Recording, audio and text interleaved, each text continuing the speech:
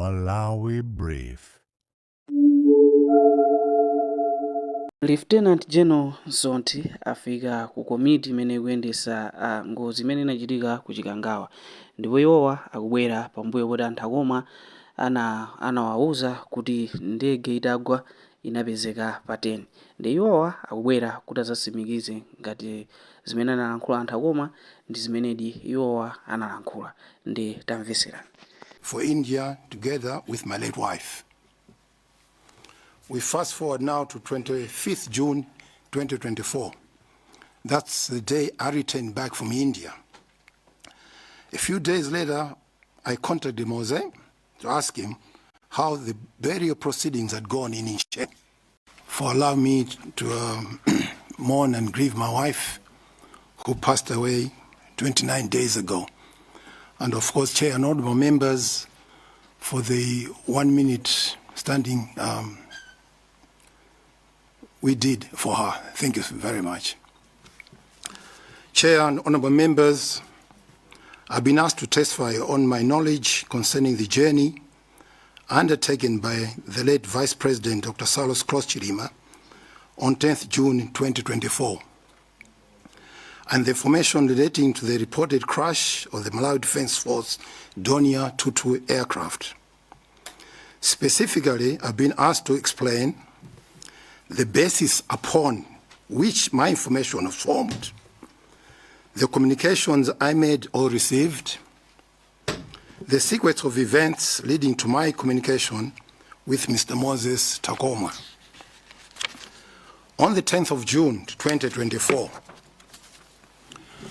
at around 11 to 12 a.m., I learned through social media that the Vice President was on board the Malawi Donia aircraft traveling to Mzuzu to attend the funeral of late Raf Kasambala. I understand that he was scheduled to return immediately after the burial because he was due to bid farewell to His Excellency President Lazarus Chakwera, who was traveling to the Bahamas later that afternoon. The aircraft was expected to land in Mzuzu at approximately 10 in the morning, but it did not.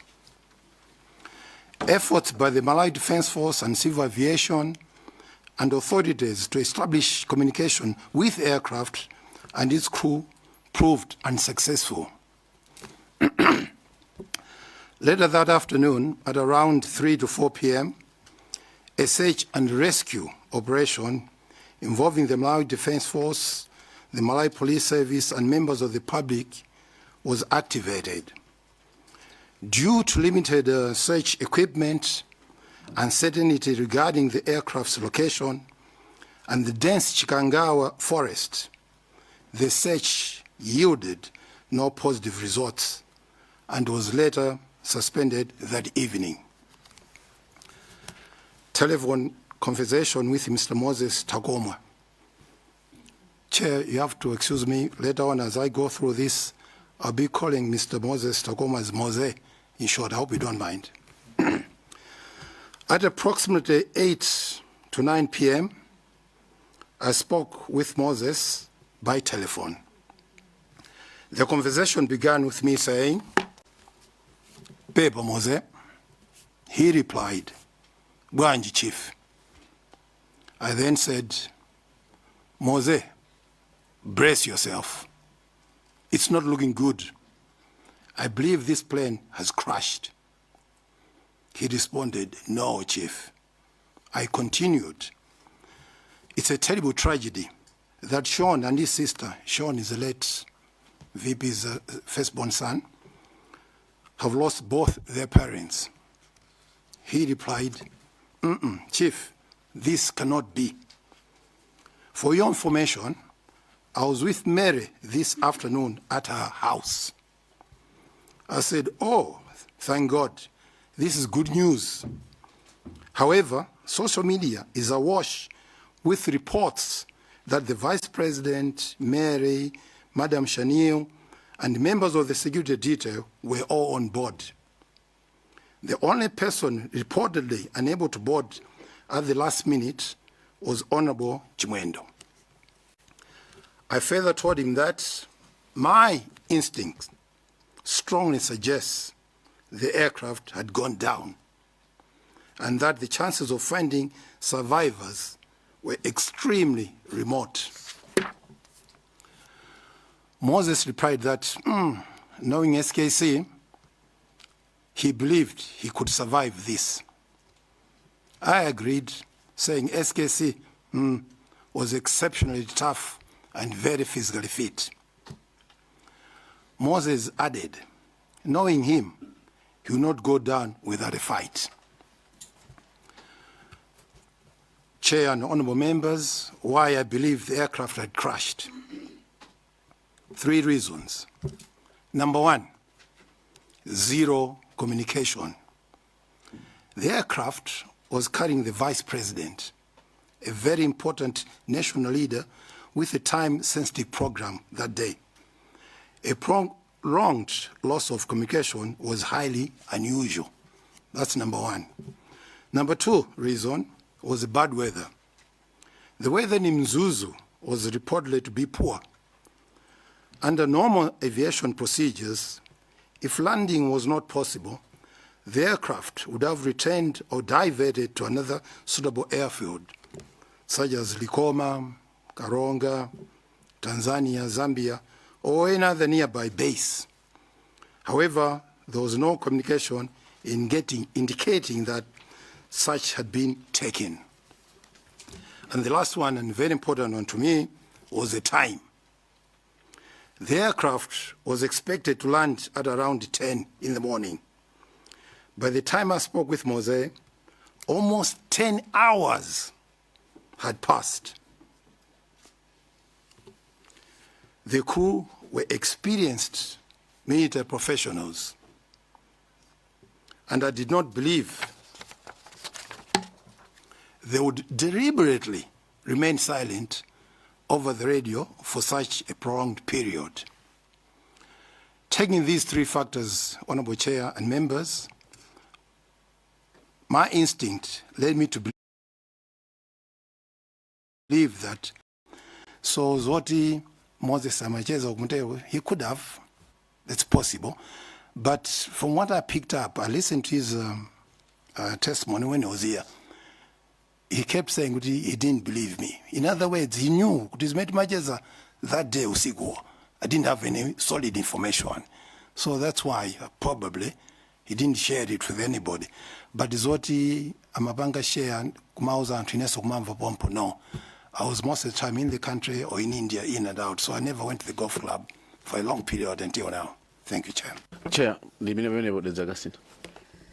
So I had Doa Kasangaze. Oh, I had you. Okay, so let's go in that order. Lilongwe Mude and then Doa Kasangaze. Zikoma kwambiri honorable chairperson. Ineso ndi joine anzanga kuti pepani kwambiri Lieutenant General Nsonte retired chifukwa choluza mai pepani. Ndi pepesenso kunena kuti ndikhala ngati ndikubwerenza nkhani imene ayamba kale dedza kasina chifukwa chonena kuti tikufuna chindunji chenicheni.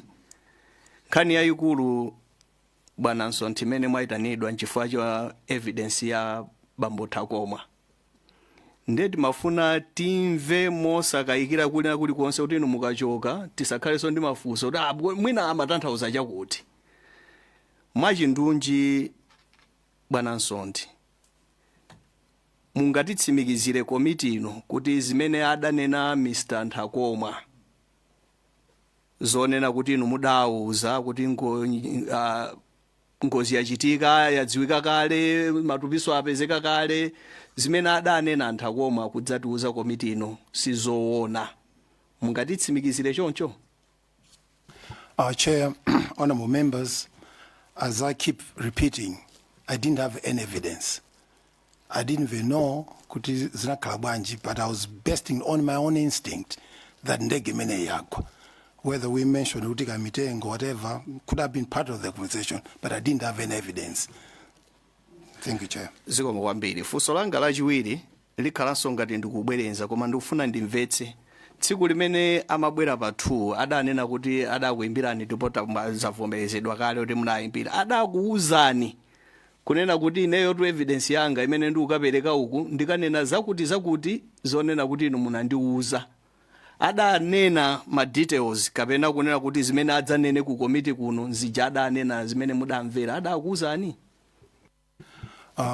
Chair, honorable members, Moses just said, Chief, I'm going to mention your name. Do you mind if I mention your name? I told him, go ahead. I was full of confidence with that. Even if he mentions my name, it won't make any difference. I wasn't worried about it. But he never said to me, Niganena is in this. That means we'd have had a different discussion. Could I, why this? Why are you going to say this? But we didn't. Yeah, thank you. For solanga lomaliza, Jeno, inuyo mutamva zimene adanena atakoma ku komiti kuno, mudamva bwanji?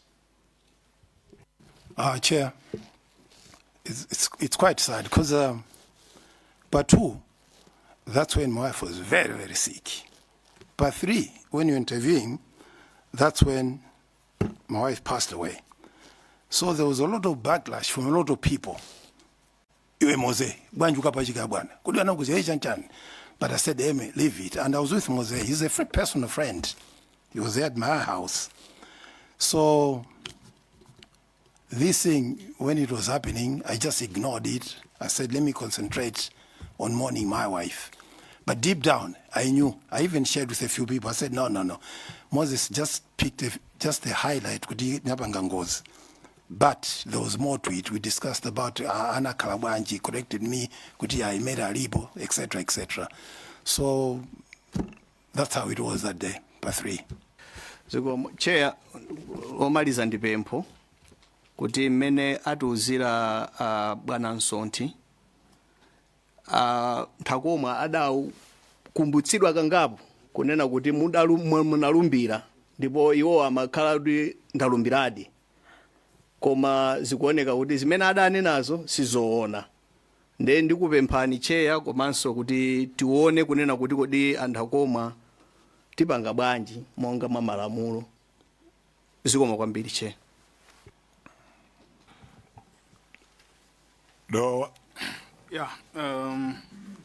Zikoma kwambiri Chair, potipatsa mpata ife anthu akukasangadze kuti tiperekepo mafunso awiri atatu. Poyambirira ndi ajoina nzanga kukupepesani Jeno Msonthi chifukwa cha imfa ya amayi akunyumba kwanu. Ndili ndi mafunso ochepa chabe. Poyambirira ndimafuna ndidziwe kuti ndinu Lieutenant General amene ndi otchuka kwambiri muno Malawi. Ndimangofuna ndidziwe kuti kodi ku ame kumene mmagwira ntchito munapanga litaliti. Thank you, Chair. I retired in 2014. Chabwino. Azanga fusakale pankhani yokhuzana ndi Moses Nthakoma. Komano ndimangofuna ndidziwe kunena kuti Moses Nthakoma atachoka kuno kuti adzatipatsa umboni wawo umene lero lino ukuoneka kuti sunali woona. Munakumana nawonso nkuwapanga confront kuwafunsa kuti kodi nchifukwa chani unapita ku committee kukaforokoza version yoti ne si zimene ndinaforokoza. Thank you, Chair. Well, I did tell him on the actual day we were mourning that Moses, we need to sit down, but a few things that you missed out. But then with what was happening, I just ignored it. But last night, was it yesterday? Yeah, yesterday, when the community was going around that I was coming for this, he said, Chief, good luck. You also tell them the truth. That was his comment. Yes. Mene Moses Nthakoma anabwera kuno maforokozedwe awo amaforokoza ndithu mukakamira kunena kuti inuyo ndamene munawauza kuforokoza kuti ndege yagwa ndipo mmene yagwera yaomba mtengo ndipo anthu onse amwalira. Inuyo mukuganiza kuti no ndi chifukwa chani Moses Nthakoma amabwera kudzaforokoza zinthu zoterezi pamene inu simunanene zimenezo? Honorable Chair, honorable members, I cannot exactly know what was going on inside Moses' head, but we must all remember this was 2 years ago. And the closeness, as I keep repeating, of Moses and the late SKC was very close. So a lot of people were confused that very day that it happened. And the next day, when we learned, oh, ndege jaipeza, and there were also, remember, pictures circulating. Him, all of us seeing our dear friend, late Salos, the way he was, very emotional, very tough. So my thinking, I'm not sure, but my thinking, with that, with time, Moses must have said, kudibwana josikuja, ndoda manena zona, udinde gede ya gwadet, inamenya mitengo, from what was now what was the truth on the 11th. But on the 10th, I had no knowledge. So I'm looking at, with time, with the images that came, possibly that's what came to his mind. Thank you, Chair. Mukufotokoza kwanu manena kuti no panali ma factors atatu why you believed the plane had come down. Munafotokoza kuti maona kuti kunali nyengo yosakhala bwino. Komanso mafotokoza kuti nthawi inali itadutsapo mwina over 10 hours. Ndimafuna kuti mungo fotokoza chifukwa chachitatu chifukwa sindamvetsetse bwinobwino mati chifukwa chachitatu chimene mmakhulupirira kuti ndege imene inali itagwa ndi chani.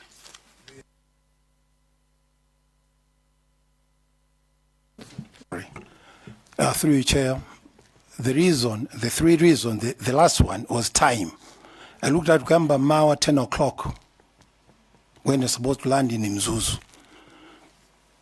The whole day, mpana usiku, Chakumateni, when we were talking, there was no way our professional pilots would just sit with the vice president, no communication to the whole Malawi, and just keep us in the dark. No, something bad had happened, and I personally believed it must have crashed. Chair, mafuso anga ndamene ziko mwambi. Planta Malabada, Detibwere, Yambadzomba Tonde, and then Dezimayan. Thank you very much, Honorable Chair. Former Deputy Commander, my sincere apologies, sincere condolences for the loss of your dear wife. I have a question as well. When you mentioned the three factors that made you believe that the airplane came down, did you at any point in time also believe that perhaps it could have been a deliberate bringing down of the airplane, specifically maybe by the government, be it the ruling party or the military? Thank you. Chair, Honorable Member, no, personally I didn't believe any of sabotage or anything. I just believed Uti Madoni Atunoto Batopa, whatever had happened, I wasn't so sure. But Nimawe, I mean, as I said, the plane had just gone down. Natural causes, if it's a correct way to use it. Yes.